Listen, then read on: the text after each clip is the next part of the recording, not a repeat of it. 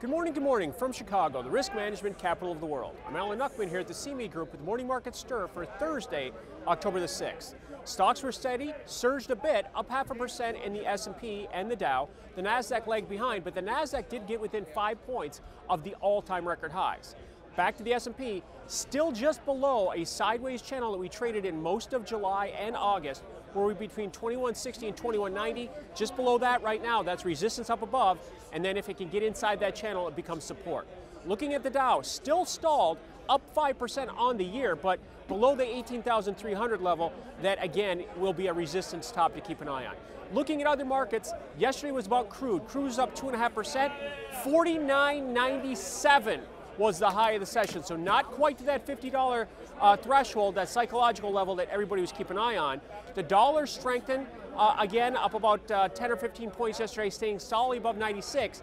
That put pressure on, not crude, not affected by that dollar at all, but gold. Gold remains lower, and then we also had the euro currency steady as well, but holding above the 112 level. So, after the stock market surge yesterday, 0.5% anyways, where do things stand here on this Thursday morning? Well, right now we're steady to a bit lower. The S&P right now is down 4 points, Nasdaq's down 7, and we've got the Dow futures down 15. The story again is crude, nifty 50. 50.20 is where we stand right now. Highest level here in 3 months. The annual high is at $53. So now we're within striking distance of the high for crude for the year, so keep an eye on that. Other markets, the dollar surging a bit, 96.50 is where it stands. The euro above the 112, but let's keep an eye on that level, see where it goes from there. With that dollar positive, we're hurting gold right now. Gold is down 7 at down 12 actually, just ticked a little lower again, 12.56. So now this takes out the low of June 24th, where we saw that Brexit bounce. So the market's retraced all of those gains and more in gold for whatever reason. Can't find a bid there. The focus right now is going to be on the Fed, obviously. There's a 60% chance that rates will get raised in December.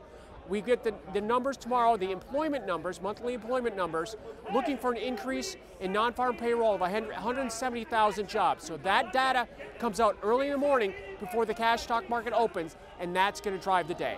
So to sum up where we're at, with half an hour to go before the cash stock market open, stock index is a bit weaker, down 4 in the S&P, down 7 in the Nasdaq, and down 15 in the Dow futures. Alan Nuckman here at the CME Group, where it all comes back to commodities.